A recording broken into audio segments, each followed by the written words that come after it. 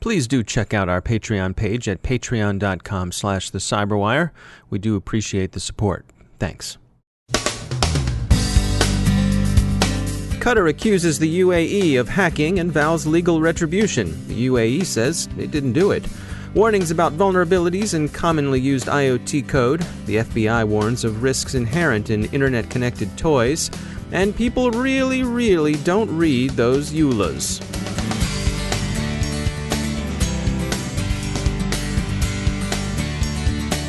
I want to tell you about an offer from our sponsor, Cylance. Who doesn't like augmented reality? We know we do. So if you're going to be in Las Vegas for Black Hat this month, why not forget about the stage magic and stop by booth 716 for some magic you can actually learn from. Cylance will let you experience augmented reality and see how you can learn from the anatomy of a cyber attack. You'll gain real insight into how modern cyber attacks originate, how they work, and how they can be prevented before they cause harm to your environment. It's all there for you at booth 716. Visit the events section of Cylance.com in cyberspace for more on augmented reality and what it can do for security. And more importantly, in physical space at Black Hat, get on over to booth 716 and check it out for yourself. And we thank Cylance for sponsoring our show.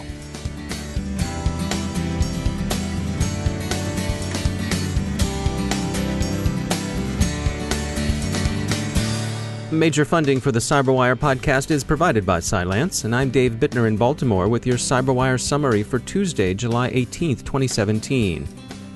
Qatar continues to accuse the United Arab Emirates of hacking Qatar news agency and other targets to plan disinformation discreditable to Qatar's government. Early on May 24th, quotation praising both Hamas and Iran, and by some reports Israel as well, appeared on various social media accounts and news sites associated with Qatar's government. They were attributed to the Emir of Qatar. The remarks promptly led to a diplomatic rupture between Qatar and other Gulf states, particularly the United Arab Emirates, Saudi Arabia, and Bahrain, who were prepared to accept them at face value in spite of Qatar's protestations that it had been hacked.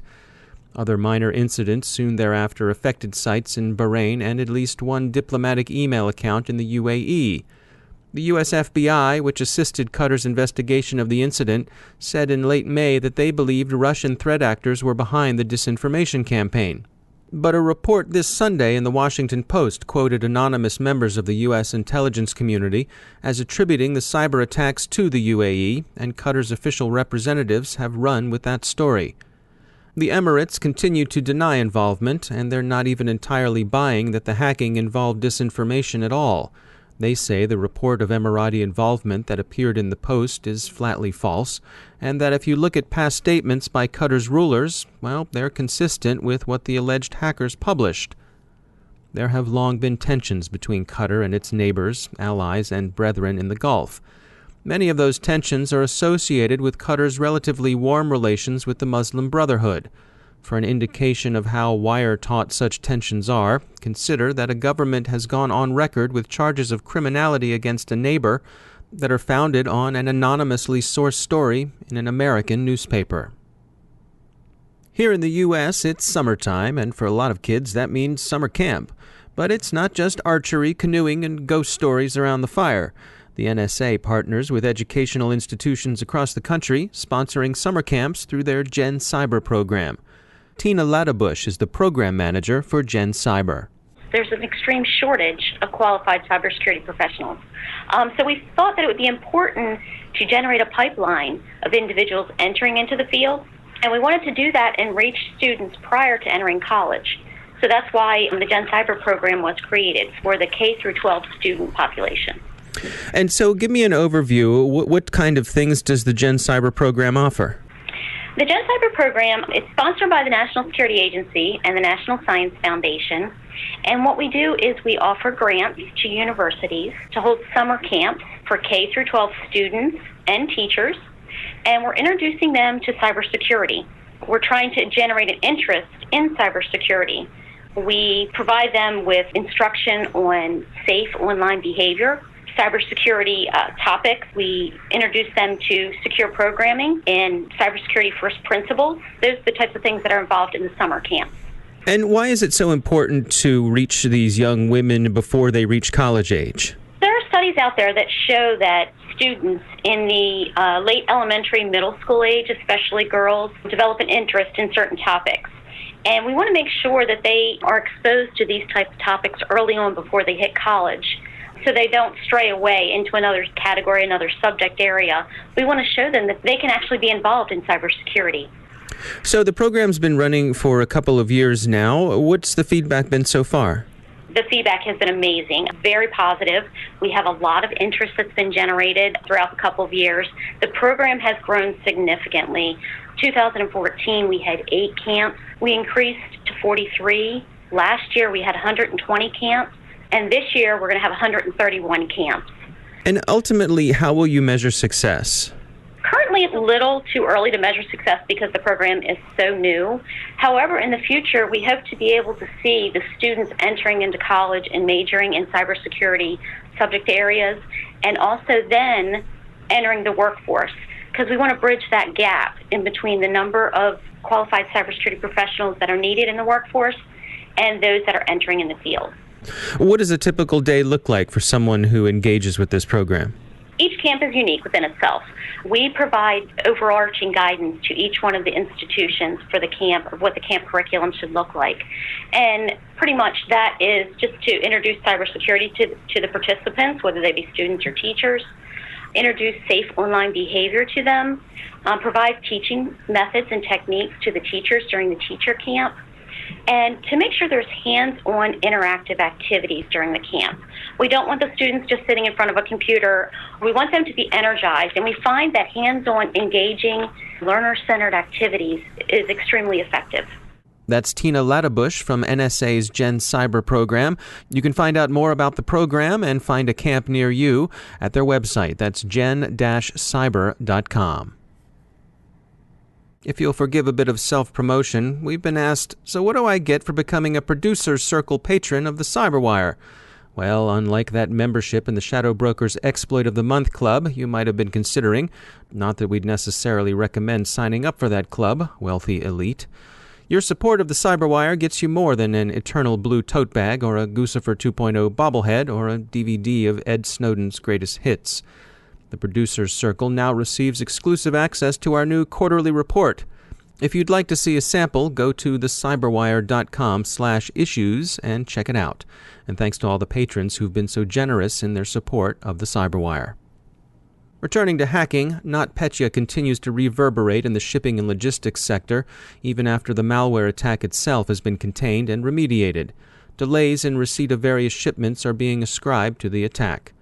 NotPetya's effect on FedEx seems at the very least to have put the brakes on the shipping company's full integration of its TNT acquisition. This is another reason to consider the role cyber risk assessment necessarily plays in M&A due diligence and how difficult that assessment can prove to be. Other insurance companies have experienced material consequences as well, which gives added point to insurance giant Lloyd's assessment that a major cyber attack could inflict worldwide damages in the range of over $53 billion to over $121 billion. Axis Communications patched an issue Senrio researchers found with Axis high-end and widely used security cameras.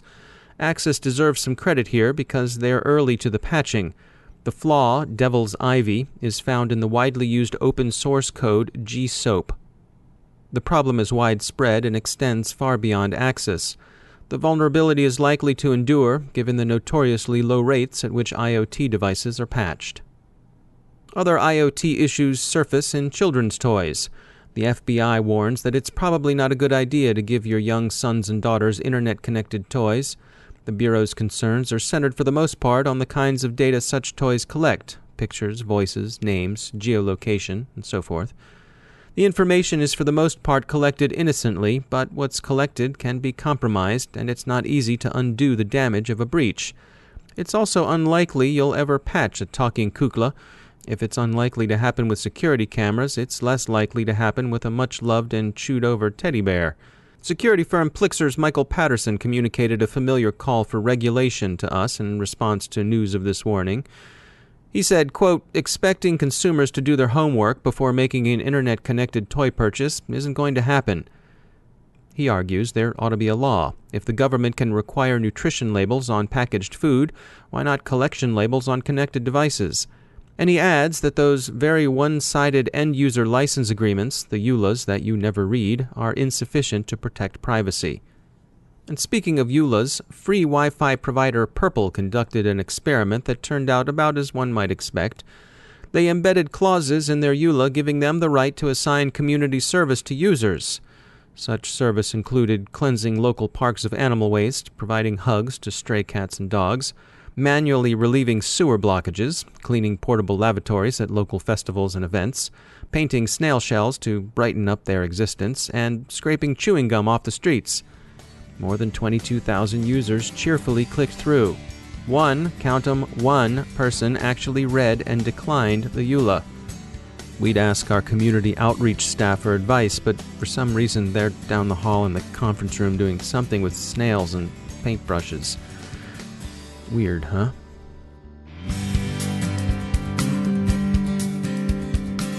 Now some news from our sponsor, Cylance. Cylance has integrated its artificially intelligent Cylance Protect engine into VirusTotal. You'll know VirusTotal as the free online service that analyzes files and URLs to identify viruses, worms, trojans, and the other kinds of badness antivirus engines and website scanners pick up. Well, Cylance has pledged to help VirusTotal in its mission of making the security industry more perceptive and the internet a safer place. It's like public health for cyberspace. Free tools and services help keep everyone's risk down. Cylance sees their predictive approach to security as a contribution to the fight against cyber attacks, and they're now fully integrated as one of the analysis engines available in VirusTotal. Visit Cylance.com and look at their blog for more on their contribution to our online immune system. And we thank Cylance for sponsoring our show.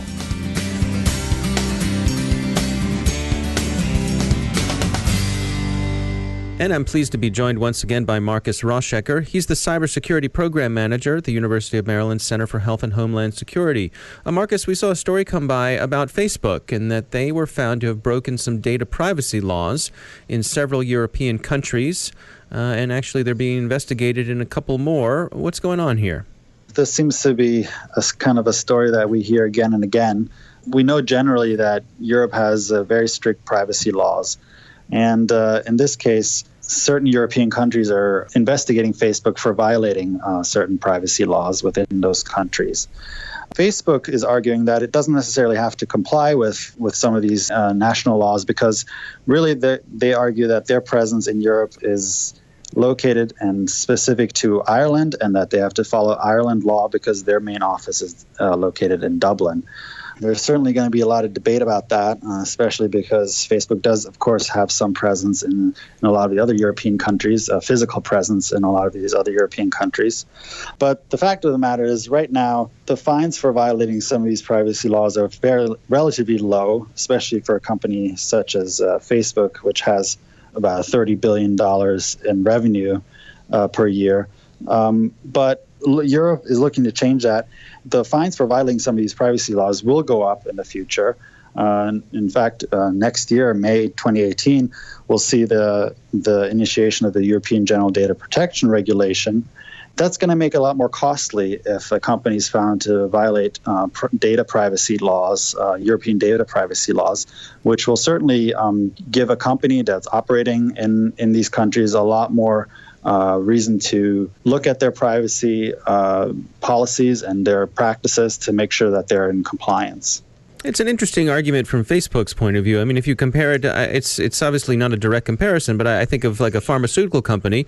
You know, if their factory was in Dublin, Ireland, that wouldn't mean that they didn't have to comply with the drug safety rules in Germany or France or any other country where they sold their product. Oh, absolutely, yeah. We always see this kind of fundamental debate when it comes to online services and online presence and whether or not that can be completely equated to a physical presence. Some argue that it's not the same thing, and others certainly argue that it is. So there's a lot of room there for legal analysis, and we'll have to see how things develop.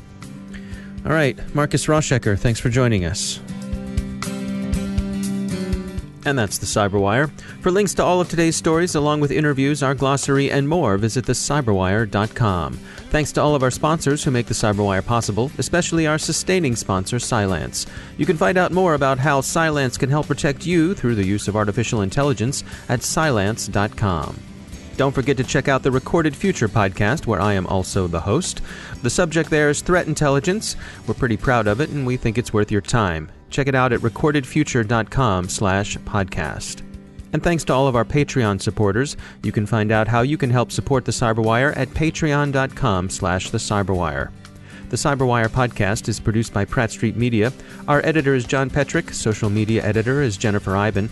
Technical editor is Chris Russell. Executive editor is Peter Kilpie. And I'm Dave Bittner. Thanks for listening.